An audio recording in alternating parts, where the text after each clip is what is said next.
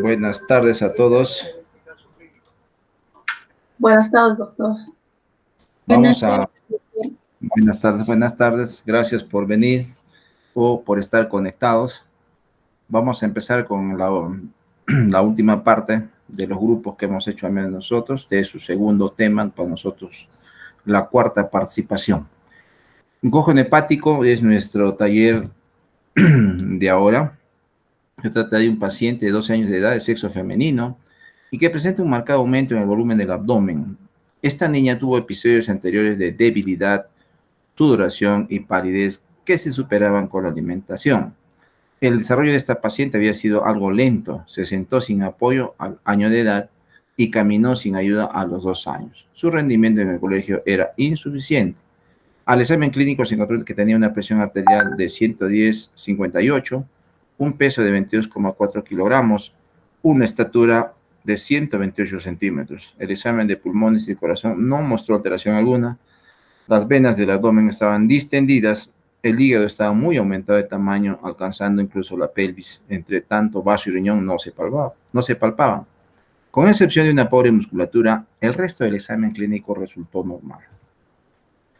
Con la muestra de sangre en ayunas obtenida de la paciente se practicaron los siguientes exámenes que se muestran: glucosa 2,8 milimol por litro, lactato 6,5 milimol por litro, piruvato 0,43 milimol por litro, ácidos grasos libres 1,60 milimol por litro, triglicéridos 3,16 gramos por litro, cuerpos cetónicos 400 miligramos por litro y un pH de 7,25. A través de una incisión abdominal se obtuvo una muestra de hígado que mostraba consistencia firme pero no cirrosis. El examen histológico mostró células hepáticas dilatadas, el área portal comprimida, pero no se detectaron signos de inflamación. La correlación de los cortes histológicos de hígado con un colorante específico para el carbohidrato reveló una gran cantidad de material en las células parenquimales que desaparecían al tratarse con amilasa salival. Esta es la prueba que se ha hecho para esta biopsia hepática de un trocito de hígado con tinción PAS, que va a teñir de color rojo los tejidos, pero el resto, que es glucógeno en blanco, no se va a teñir. Con eso está mostrando entonces que hay una gran cantidad de glucógeno, esto que está en color blanco, gránulos muy, muy grandes que están ubicando a veces gran parte de cada una de las células hepáticas, ¿no? Ahí tenemos entonces, todo esto está lleno de gránulos grandes de glucógeno. De eso nos está diciendo entonces que hay una acumulación de glucógeno en la célula hepática. El contenido de glucógeno en la muestra fue de 11 gramos por ciento y el contenido de lípidos 20,2 gramos por ciento. El estudio de la estructura del glucógeno reveló que no existían alteraciones estructurales. Utilizando la misma muestra de biopsia del paciente, se midió la actividad de la enzima glucosa 6-fosfatasa, no encontrándose presencia de esta enzima, no hay actividad ni está presente. Entonces, miren, dentro de las enfermedades que se denominan glucogenosis hay cerca de 13, bueno, bien caracterizadas, definidas, al menos genética y molecularmente son 7 a 8. Sin embargo, faltan aún escribir, pero las que son comunes dentro de estas enfermedades muy raras, en el caso, por ejemplo, de esta, que es la enfermedad de Bonnier, ocurre un nacimiento cada 100.000 habitantes, ¿no? Cuando ocurre un nacimiento de 2.000 para arriba, ya son enfermedades raras o muy raras. Y obviamente, porque son raras, pues contando a nivel de la población del mundo, son muy pocos casos. Pero igual, miren, se está investigando, se está trabajando para tratar de buscar la cura, o al menos cuando se presenten estos pacientes, nosotros podamos actuar de manera oportuna y obviamente tratando de mitigar si es que no se cura la enfermedad. Tiene que ver entonces con esta molécula que es el glucógeno.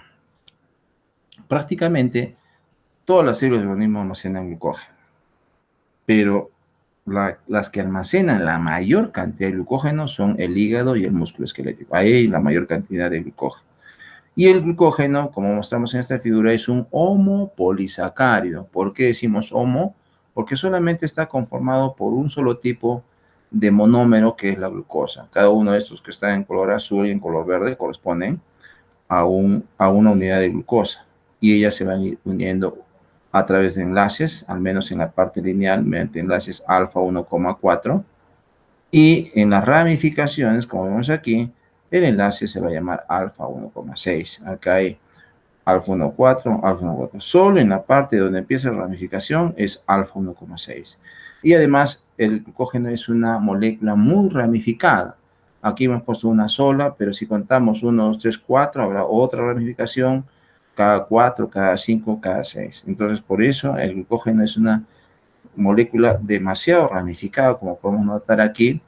Los hexágonos que están de color azul son lugares donde se puede seguir adicionando más unidades de glucosa para ir ampliando y construyendo el glucógeno, ¿no? Recién se ha ido formando acá y esto puede seguir creciendo de tal manera que el peso molecular de una molécula de glucógeno que está presente en el hígado puede llegar a 1.000.000 de Dalton. Obviamente, ustedes revisaron en teoría, el glucógeno empieza a formarse en una proteína que se llama glucogenina. Y en el estado bien alimentado, este glucógeno va a ir aumentando más y más hasta llegar a su valor normal en el hígado humano, que puede ser entre 5 a 8 gramos por 100. Eso ocurre en el estado bien alimentado.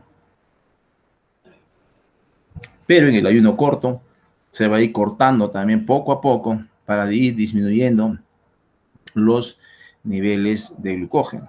La síntesis o formación de glucógeno está bien alimentado, está realizado por la insulina y la degradación de glucógeno es estimulado y regulado por la adrenalina en todos los tejidos y el glucagón solo en el tejido hepático.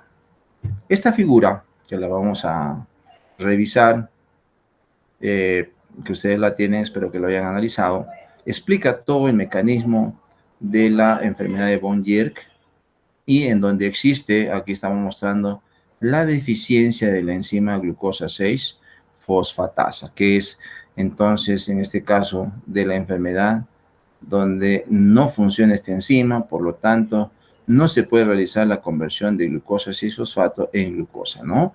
Esta enzima cataliza esta reacción, que es conversión de glucosa 6-fosfato en glucosa, bueno, que falta liberar el fosfato o ácido fosfórico por acción de la glucosa 6-fosfatasa. Muy bien, vamos a pasar entonces a revisar nuestro cuestionario para lograr su participación y análisis. Muy bien, la primera pregunta entonces, ¿cuáles son las alteraciones que usted considere más importantes para el diagnóstico de esta enfermedad de la paciente y que estén en lo posible descritas en el caso problema? Muy bien, adelante.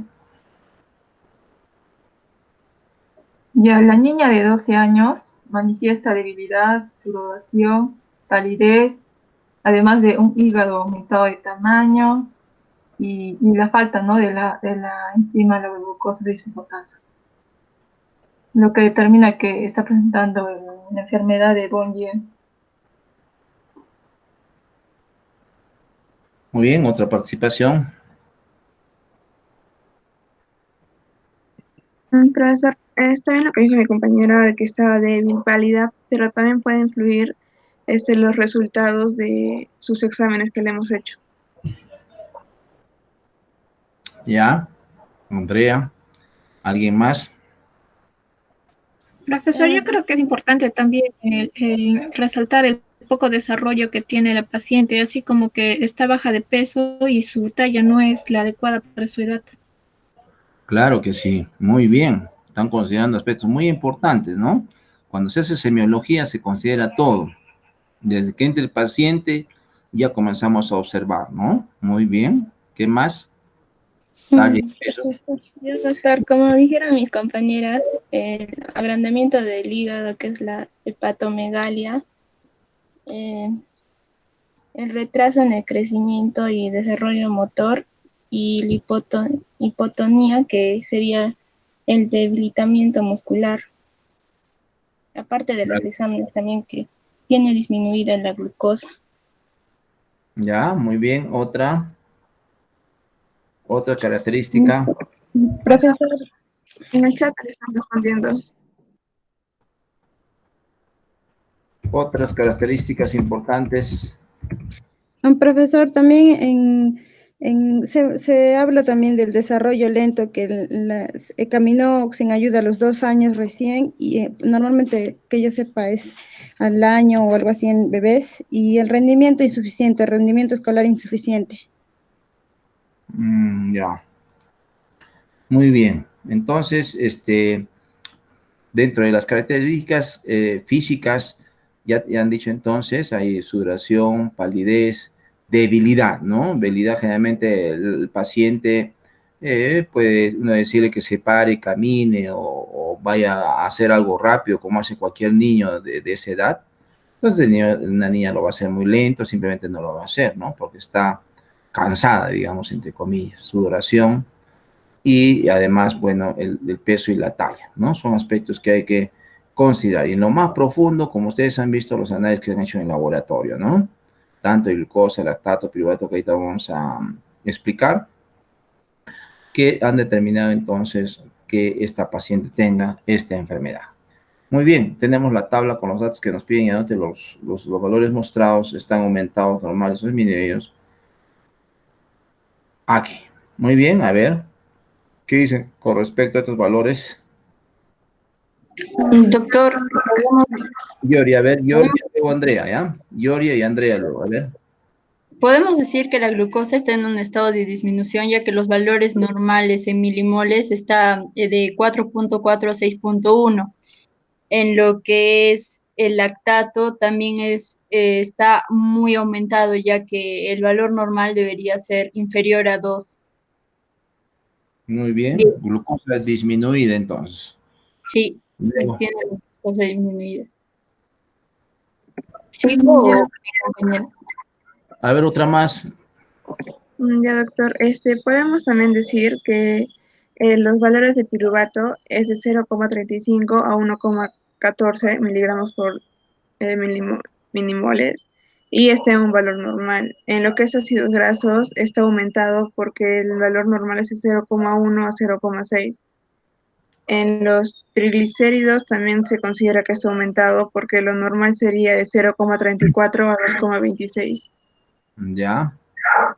Cuerpos cetónicos y cuerpos satánicos. Andrea, ¿los cuerpos cetónicos cómo están? Los cuerpos cetónicos están aumentados porque el valor normal, según lo que averigüé, estaba entre 30 a 40, y el pH está disminuido porque el valor normal es de 7,35 a 7,45. Ya. Los cuerpos cetónicos están entonces, ¿qué me ha dicho? Yo lo puse como que está aumentado, profesor. Ya. Muy bien, entonces así quedamos. Glucosa disminuida, lactato aumentado, piruvato dentro del valor normal, ácidos grasos en sangre muy aumentados, triglicéridos también, cuerpos cetónicos también, y pH disminuido. ¿Ya? En el costado acá ustedes han debido colocar cuáles son los valores normales en la unidad que se está pidiendo. ¿Qué reacción cataliza la enzima glucosa 6-fosfatasa? La hidrólisis, profesor. ¿Cuál hidrólisis? La hidrólisis irreversible en las condiciones intracelulares. Claro, cuando uno dice qué reacción, siempre pone el sustrato y el producto. ¿Cuál será el sustrato de la glucosa isofosfatasa?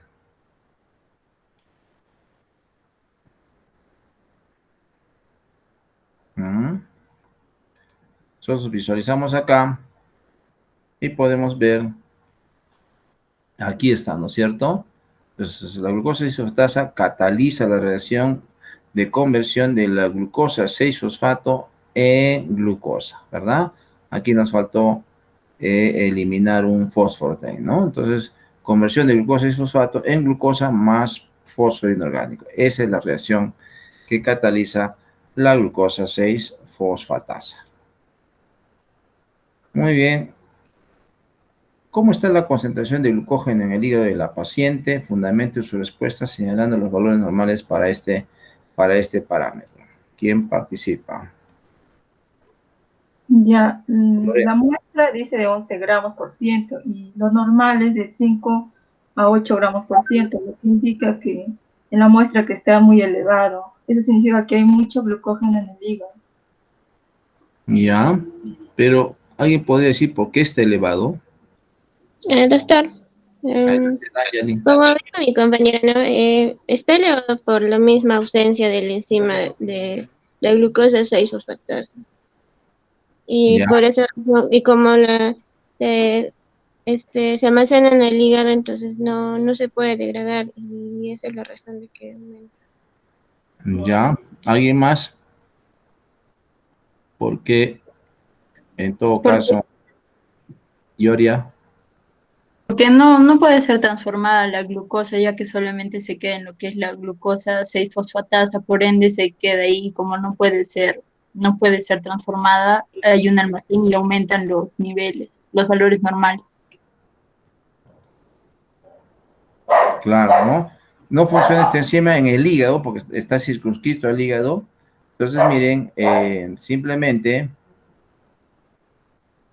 como no hay la enzima, pues hemos puesto X aquí, se puede, digamos, vamos a pensar que se degrada el glucógeno. Llegue aquí, no puede convertirse en glucosa, entonces vaya a tomar este camino. Pero como es bastante lo que se degrada a nivel bioquímico, entonces en realidad no se va a degradar mucho, ¿no? Entonces esto se va a quedar ahí.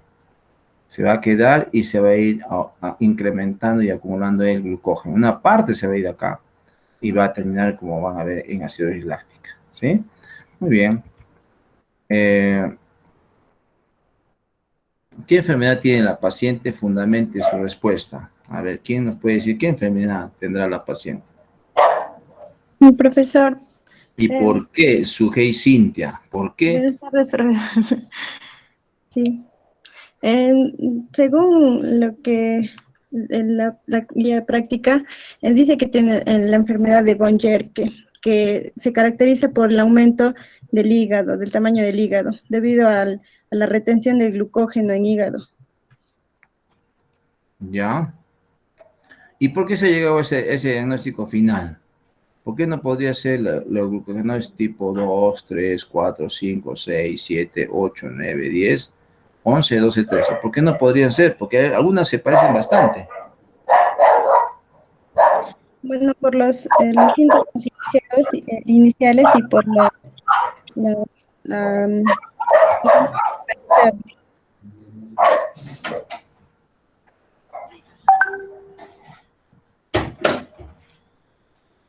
Ya, ¿qué dice el resto? Principalmente creo que se da por la deficiencia de la enzima, la glucosa 6-fosfatasa. Claro, ¿no? De frente, como dice Lorena, estamos, pues, se ha hecho el análisis de la enzima y no estaba, ¿no? Claro, todos los demás argumentos son válidos, obviamente, pero finalmente dice, esto es Bonnier, analicemos la enzima y está ausente. Muy bien.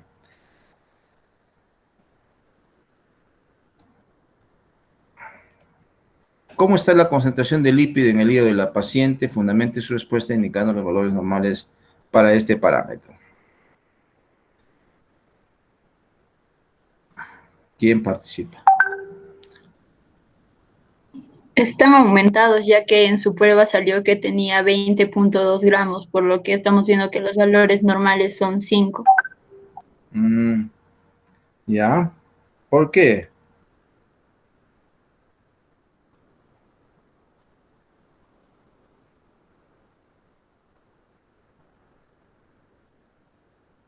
¿Por qué está tan alto?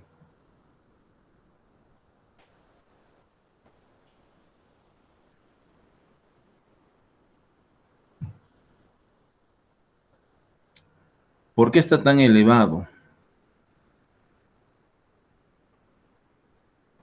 A ver, de repente pueden entender este esquema. Creo que lo tienen ustedes.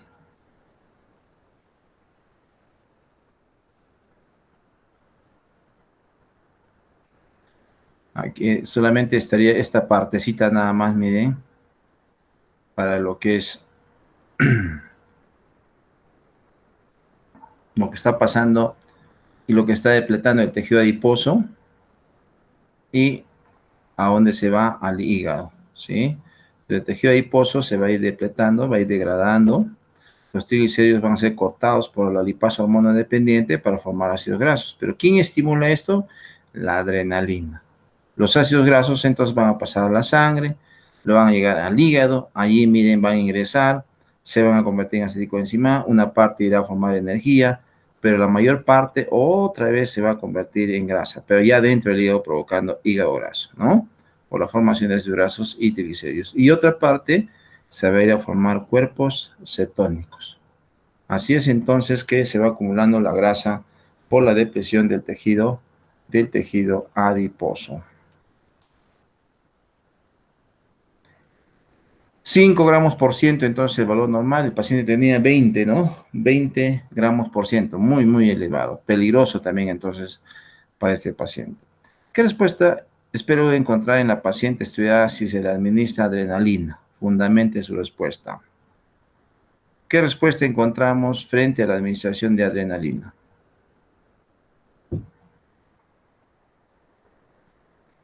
Profesor, según lo que investigué, no debe haber respuesta de adrenalina porque, ni de glucagón porque, a ver, ¿cómo le digo? Porque en vez de glucosa se encuentra ácido láctico. Ya, a ver otra.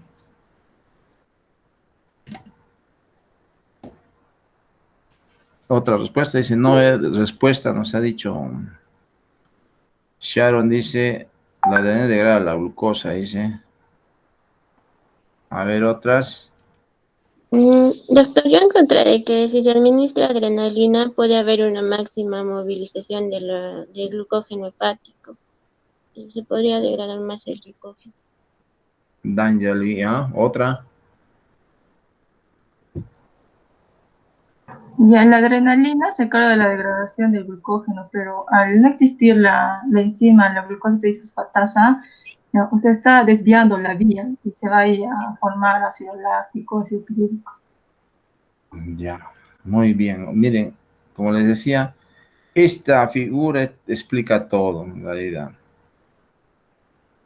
Miren, ¿dónde está actuando la adrenalina? Entonces, cuando hay síntesis de glucógeno, fíjense, miren el camino, desde glucosa que viene de la dieta, se convierte en glucosa 6-fosfato, va por este camino, no es necesario decir ni siquiera los intermediarios, lo que está en color rojito, ¿sí? Y aquí hay una enzima que se llama glucógeno sinteasa, que es estimulado por insulina y se forma el glucógeno, ¿sí?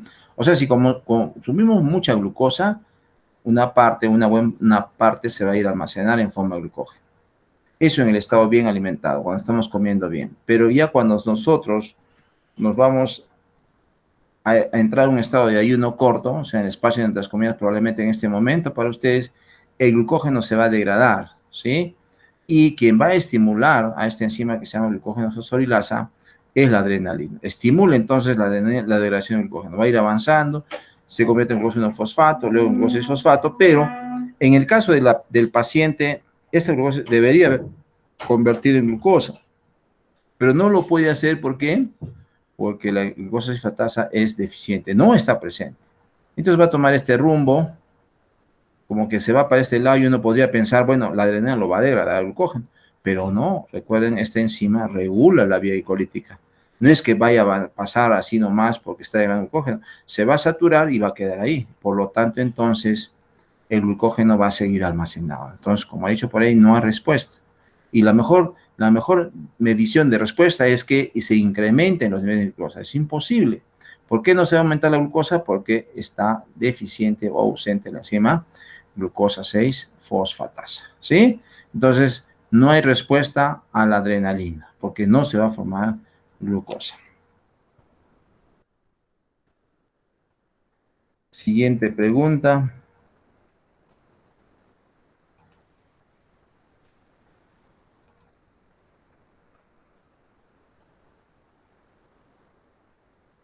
El depósito aumentado de glucógeno en la enfermedad que tiene la paciente solo está circunscrito al hígado. En caso su respuesta sea negativa, indique qué otros órganos o qué otros podrían estar comprometidos.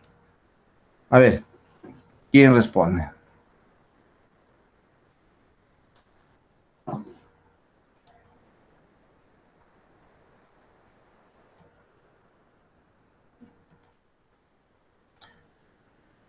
¿Solo está afectado el hígado o hay algún otro órgano? Andrea. También se puede afectar lo que son los riñones y el intestino delgado. ¿Ya? ¿Alguien más? Concuerdo con mi compañera profesora, el riñón y el intestino delgado. ¿Ya? ¿Quién más? Nadie más. Claro que sí.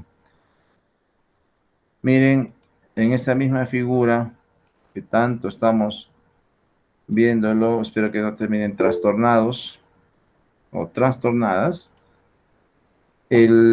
Cuando uno revisa la gluconeogénesis, en la cual también participa esta enzima, la glucogénesis es la síntesis de glucosa a partir de precursores no carbohidratos. ¿Pero con quién empieza?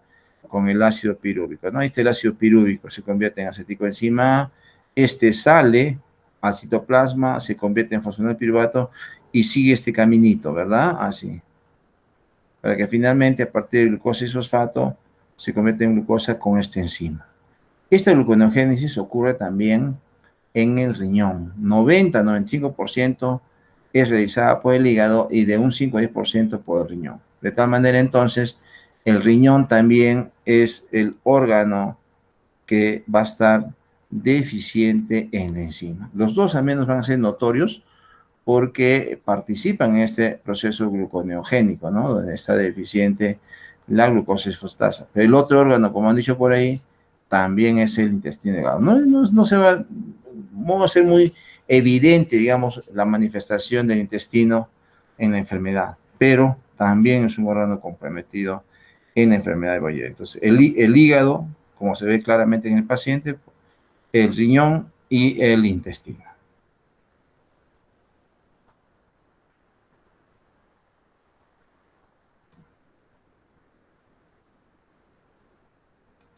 ¿Cómo explica que la niña presentara episodios de sudoración y palidez que mejoraban con la alimentación?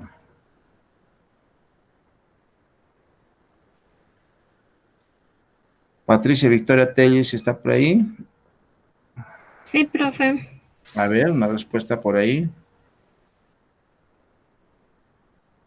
La niña, como decía la niña, antes de tomar cualquier alimento con carbohidratos, se sentía débil, cansada. Eso es porque al no tener glucosa, al no tener la enzima glucosa 6, entonces no podía producir glucosa, entonces no tenía cómo tener energía. Entonces después de tomar el desayuno recién se podía restablecer. Ya, a ver, otra respuesta. Natalie, Yucre está. Natalie, creo que se ha ido. Ah, ya está, pero pues queda su respuesta a ver en el WhatsApp. Carmen. Sí, profesor. A ver, ¿qué dice usted? ¿Por qué dice que la niña presentaba episodios de sudoración y palidez y mejoraban con la alimentación? ¿Qué cree que le ha pasado? ¿Por qué tenía ello?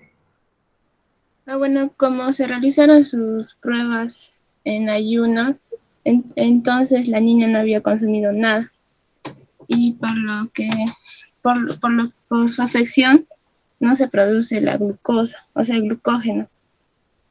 Y entonces después del consumo de alimentos, de la ingesta de alimentos, pudo recuperar, ya que, como sabemos, los que más necesitan glucosa es el cerebro y el músculo esquelético, por lo que le ocasionaba la sudoración y la palidez.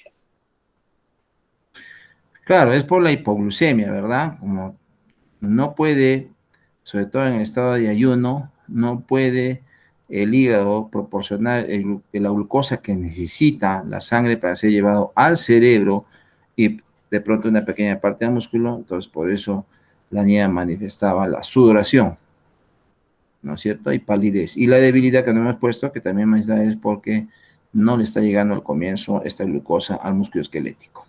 Muy bien. ¿Cómo explican el aumento de la concentración de ácidos grasos y cuerpos cetónicos en la sangre de la niña enferma?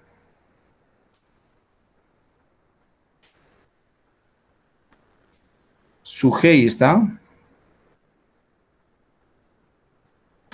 Sí, profesor, aquí estoy. A ver, una respuesta para eso.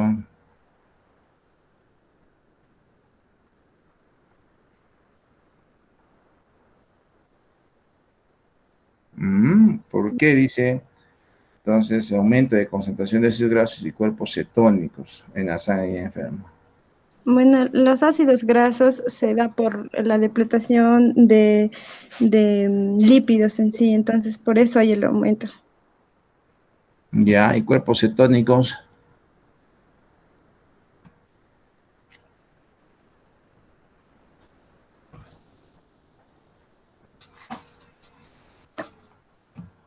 Doctor, Adelante. debido a los bajos niveles de glucosa, los ácidos grasos este, prácticamente se oxidan y se convierten en cuerpos cetónicos.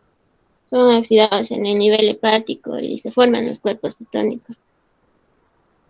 ¿Ya? ¿Alguien más? Daniel y Raquel ha participado. Andrea. Profesor, puede ser también de que como no se fabrica glucosa, aumenta la adrenalina y esto elevaría los ácidos grasos en la sangre. ¿Ya? ¿Alguien más?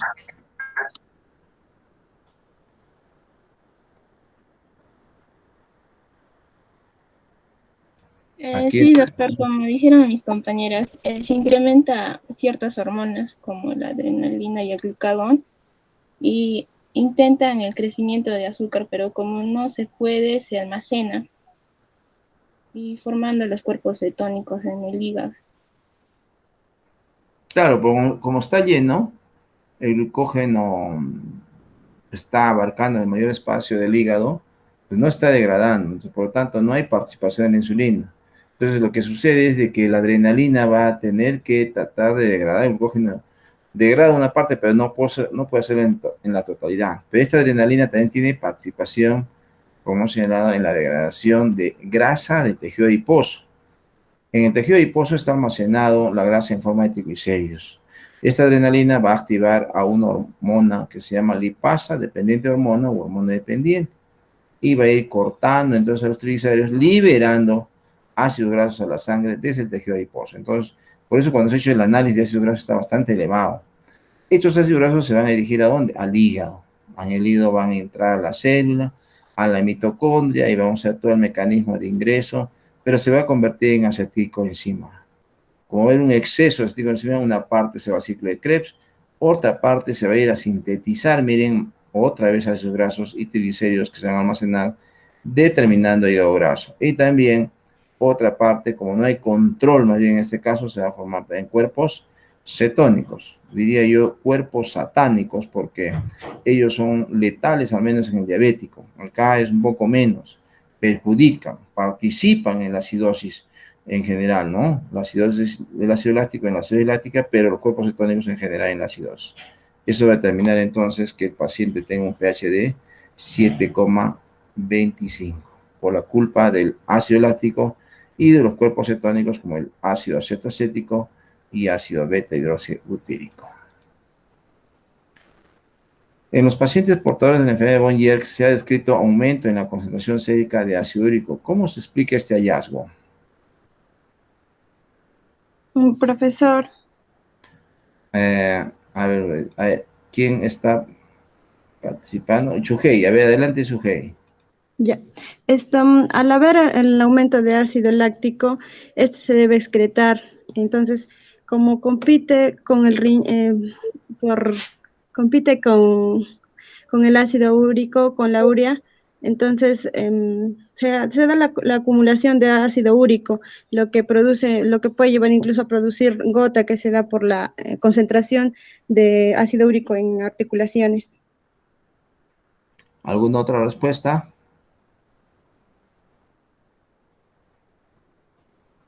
Claro que sí, ¿no es cierto?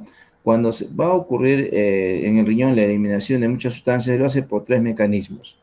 La mayoría va a salir por filtración, que es el primer glucosa, aminoácidos, sodio, potasio. Otro lo va a hacer por secreción y justamente los ácidos se van a secretar en las células del riñón, se van a ir secretando los ácidos por un solo sistema de transportador. Es decir, para poder eliminar el ácido úrico, el ácido láctico, los hidrogenados, es uno solo. Y entonces el que está más concentrado es el que va a salir. En este caso el que va a salir, porque está muy elevado, es el ácido láctico. Por lo tanto el ácido úrico se va a ir quedando, determinando incremento del ácido úrico en sangre y como esto va a ir aumentando mucho más, puede terminar, como dice su G, en gota, ¿no? Niveles muy elevados de ácido úrico.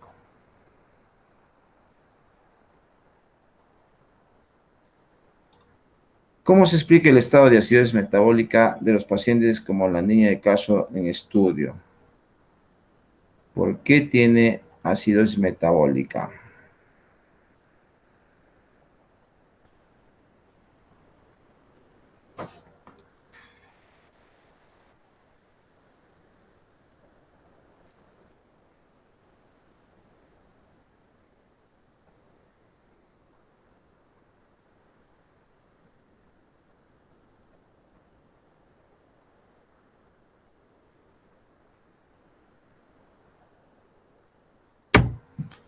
Se quedaron todos calladitos. A ver, mi pregunta es, primero ya, ¿tiene o no tiene acidosis metabólica y cómo podríamos saber? Para el examen del día domingo. Sí tiene, porque el pH que tiene es de 7,25, por lo tanto está en acidosis. Y eso significa porque la adrenalina también, al degradar al glucógeno, y no este degradarse a glucosa, se va por la otra vía, generando el ácido láctico y el ácido pirúvico, los cuerpos cetónicos, aumentando la concentración de hidrogeniones. Ya, muy bien. Claro que sí. El único que nos puede decir que hay acidosis o alcalosis es midiendo el pH de la sangre, ¿verdad? Y hemos medido el pH y está a 7,25. Entonces sí tiene acidosis. Pero ¿quién está determinando la acidosis? Lorena nos dice entonces el ácido láctico. Claro que sí. ¿Quién más? ¿Habrá alguien más que esté determinando la acidosis láctica? Perdón, la acidosis. ¿Qué otros metabolitos estarían determinando la acidosis? Los cuerpos cetónicos, profesor. Claro que sí, los cuerpos cetónicos, ¿no es cierto? Vamos a ver cuando lleguemos a diabetes mellitus, yo les voy a decir, no es cuerpo cetónico, son cuerpos satánicos. El ácido acetoacético y ácido beta-hidroxibutírico, dos de los tres cuerpos cetónicos, le digo yo satánicos porque en los diabéticos se va a formar pues como a 20. Si acá se forma como a 1, en los diabéticos se va a formar como a 20. Y eso va a bajar tan rápido el pH que incluso muchos de los diabéticos mueren por coma acídico, se llama. Y algunos llaman coma diabético. En clínica ya coma diabético, pero ya saben que viene de un coma acídico. ¿Qué pasó ahí? Mucho cuerpo cetónico, baja el pH, sigue bajando, llega al límite compatible con la vida, el paciente entra en coma y lo más probable es que pueda tener un desenlace fatal. No olvidar entonces de los cuerpos satánicos. Tenemos tres entonces que determinan la acidosis. El ácido láctico, los cuerpos cetónicos, ácido acetoacético y ácido beta-hidroxibutírico. ¿Qué medidas terapéuticas propondría para los pacientes portadores de la enfermedad de von Gierke? Ahí full, yo me puedo cortar, a ver. Doctor, yo he encontrado... Yoria, luego, bueno, Andrea ya, Andrea y luego Yoria. A ver, Andrea. Ya, doctor, yo he encontrado las terapias paliativas de la 1A y 1B que se centra más que todo en lo que es nutricional, ya sea por medio oral o por una sonda, como también hay la exclusivamente 1B que es la prevención de episodios infecciosos. Puede haber trasplante, en caso grave, trasplante hepático, o también una terapia génica, celular, de almidón de maíz y una terapia enzimática también podría ser. Ya, Yoria. Como dijo mi compañero, más que todo también el tratamiento con el almidón de maíz es porque brinda una cantidad de glucosa bastante alta y en este caso va a permitir que la glucosa sea constante y no baje de los niveles y se debe consumir cada 6 horas. Ya. Yoria paró porque la guagua creo que está molestando, el hermanita debe ser, ¿no? A ver, ¿quién más?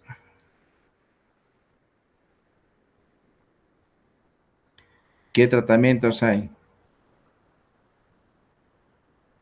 ¿Y por qué el almidón de maíz? ¿Cómo estaría mejorando la condición del almidón? ¿Alguna deducción que tengan?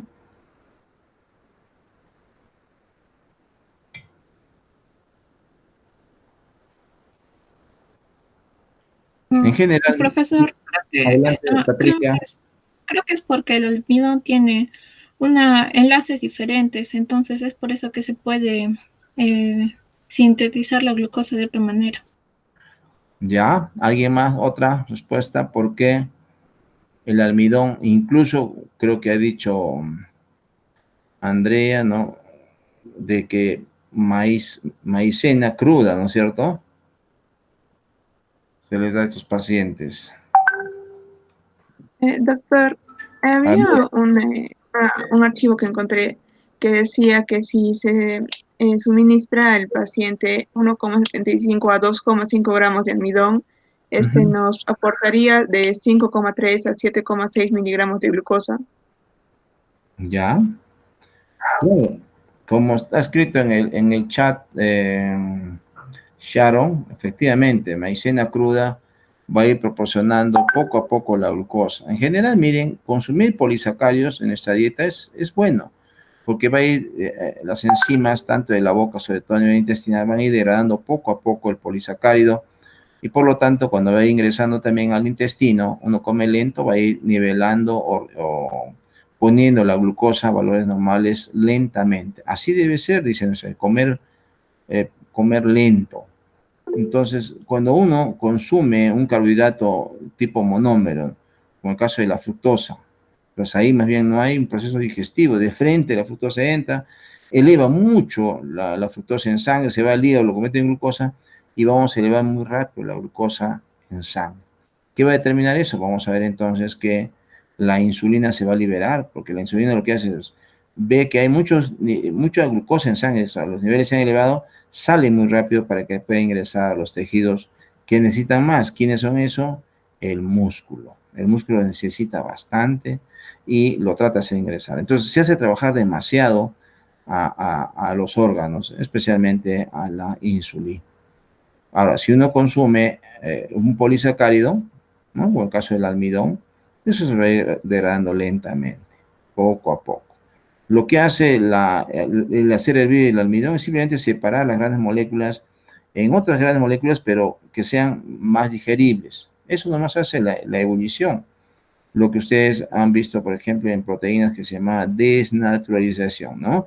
El hervir o la gente desnaturalización, lo único que hace es estirar la proteína. Algo parecido sucede con el almidón. Todo eso que está enrollado simplemente lo separa para mejorar la digestión. Pero las enzimas son las que van cortando poco a poco al almidón en la glucosa. Y si está crudo, más lento todavía va a ser el corte.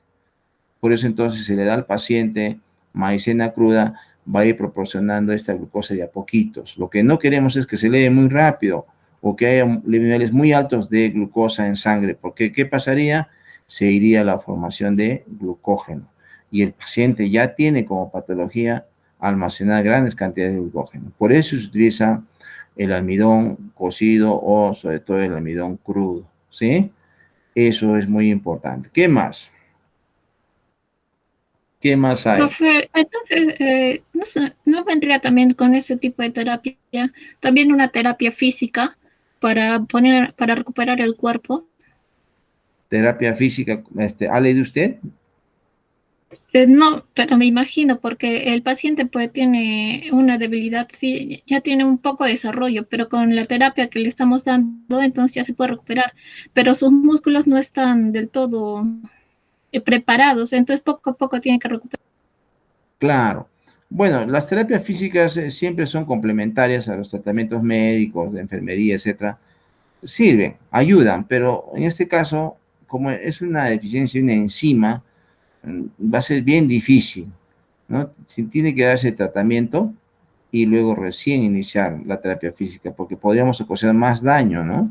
Si es que no se ha podido restablecer en algo siquiera la presencia de la enzima. Es difícil, un abdomen tan grande y que puede hacer una terapia física, ¿no? Se hace, pero seguramente va a aliviar un poquito. No creemos que vaya a aliviar bastante, un poquito para que vaya moviendo aunque sea los músculos. Pero una vez instaurado un tratamiento adecuado para eliminar esas características que tiene el paciente, yo creo que ahí sí, ¿no es cierto? Claro que sí. A ver, otra respuesta, otro comentario.